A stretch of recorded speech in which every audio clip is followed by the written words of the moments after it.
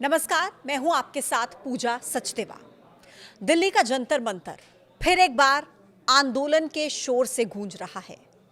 इस बार धरना स्थल पर एसएससी परीक्षार्थियों ने धरना दिया है। हजारों की संख्या में शिक्षकों और अभ्यर्थियों ने प्रदर्शन किया। इसके बाद छात्रों और शिक्षकों पर लाठीचार्ज किया गया, उन्हें हिरासत में लिया गया। छात्र प्रदर्शन क्यों कर रहे हैं, इसकी वजह क्या है, ये पूरी खबर आपको मैं बताऊंगी डिटेल में।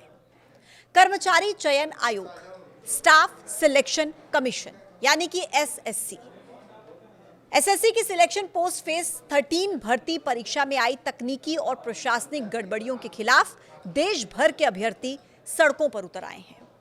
दिल्ली के जंतर मंतर से लेकर लखनऊ, पटना और जयपुर तक छात्रों ने प्रदर्शन करते हुए पारदर्शी और निष्पक्ष परीक्षा प्रणाली की मांग उठाई है। एसएससी के छात्रों की कई मांगे हैं, लेकिन सबसे बड़ी मांग है कि परीक्षा में सुधार हो। परीक्षा में जो अव्यवस्था है उसे दूर किया जाए। आइए सबसे पहले मैं आपको बताती हूं कि परीक्षा में क्या-क्या गड़बड़ियां हुई हैं, क्या-क्या आरोप परीक्षार्थियों की तरफ से लगाए गए हैं। एसएससी पोस्ट फेज 13 परीक्षा 24 जुलाई से 1 अगस्त 2025 तक आयोजित होनी थी, लेकिन इस दौरान बड़ी संख्या में छात्रों ने परीक्षा संबंधी शिकायतें दर्ज कराई। परीक्षार्थियों का आरोप है कि कई जगहों पर बिना पहले सूचना दिए अचानक से परीक्षाएं रद्द कर दी गई, जिससे उन्हें काफी नुकसान हुआ।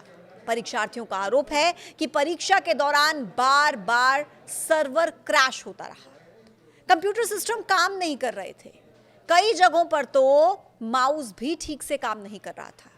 कई शिकायतों में यह भी कहा गया कि परीक्षार्थियों को 500 किलोमीटर दूर के परीक्षा केंद्रों पर भेजा गया था, लेकिन वहां पर पहुंचने पर पता चलता है कि परीक्षा रद्द कर दी गई है। कई अभ्यर्थियों का दावा यह भी है कि हर दिन वही प्रश्न पत्र रिपीट हो रहा था, जिससे पेपर लीक और निष्पक्षता पर सवाल खड़े हो गए हैं। कई छात्रों ने परीक्षा केंद्रों की हालत पर भी सवाल उठाए, कहा कि हॉल में पंखे नहीं थे, कुर्सियां टूटी हुई थी।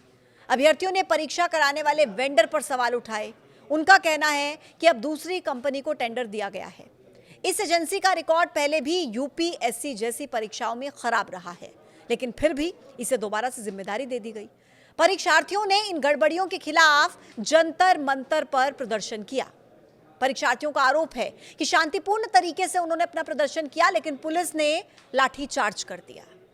छात्रों की मुख्य मांगे हैं कि परीक्षा में पारदर्शिता और निष्पक्षता सुनिश्चित की जाए, परीक्षा वेंडर की समीक्षा और पुनः चयन हो, रद्द की गई परीक्षाओं को फिर से आयोजित किया जाए, दोषियों पर कार्रवाई हो, पुलिस लाठीचार्ज की जांच हो और दोषी अधिकारियों पर कार्रवाई हो। देखिए, परीक्षार्थियों को सोशल मीडिया पर भी काफी ज्यादा समर्थन मिल रहा है। #SSC सिस्टम सुधारो, #SSC mismanagement, #SSC vendor failure जैसे हैशटैग्स ट्रेंड कर रहे हैं। 13 अगस्त से एसएससी सीजीएल 2025 टियर 1 की परीक्षा शुरू हो रही है, जिसमें करीब 14,500 पदों पर भर्ती होनी है। करीब 30 लाख उम्मीदवार इसमें शामिल हो सकते हैं। अब छात्रों का सवाल यह है कि जब 3 लाख छात्रों को इतनी दिक्कत हो रही है, इतनी परेशानी हो रही है, तो 30 लाख छात्रों की व्यवस्था एसएससी कैसे करेगा? एसएससी यानी कि स्टाफ सिलेक्शन कमीशन, ये केंद्रीय सरकारी सेवाओं के लिए उम्मीदवारों के चयन की जिम्मेदारी को निभाता है। एसएससी परीक्षाएं कराने, आंसर शीट को जांचने, रिजल्ट को घोषित करने की जिम्मेदारी एसएससी की होती है। 2010 से पहले एसएससी सिर्फ ग्रुप बी यानी कि नॉन गेजेटेड और ग्रुप सी यानी कि नॉन टेक्निकल के पदों के लिए परीक्षाएं आयोजित करता था, लेकिन अब ये ग्रुप बी यानी कि गेजेटेड पदों के लिए, जैसे कि असिस्टेंट अकाउंट्स अफसर और असिस्टेंट ऑडिट अफसर, ऐसे पदों के लिए भी परीक्षाएं कराता है। ये पद अकाउंट और ऑडिट सर्विस से जुड़े हुए होते हैं। देश की प्रमुख टेक्नोलॉजी कंपनियों में से एक टाटा कंसल्टेंसी सर्विसेज यानी कि टीसीएस पिछले कई सालों से इन परीक्षाओं का प्रबंधन करती रही थी, लेकिन हाल ही में सरकार ने एक सेंट्रलाइज परीक्षा सिस्टम शुरू किया। ये पहले के सिस्टम की जगह पर लाया गया था, लेकिन अब इस नए सिस्टम को लेकर सवाल उठाए जा रहे हैं कि इस बार इसके तहत कराए जा रही परीक्षाओं में कई तरह की अनियमितता है, ऐसे आरोप परीक्षार्थी लगा रहे हैं। कुल मिलाकर देखिए, सिर्फ एक पेपर की बात नहीं है, ये कई सालों की तैयारी है छात्रों की। रिजल्ट आने से पहले ही परीक्षा विवादों में घिर गई। ये लापरवाही छात्रों के सपनों के साथ खिलवाड़ है। आज के इस वीडियो में इतना ही। आप क्या सोचते हैं, कमेंट बॉक्स में जरूर बताइएगा और देखते रहिए न्यूज़ 18। नमस्कार।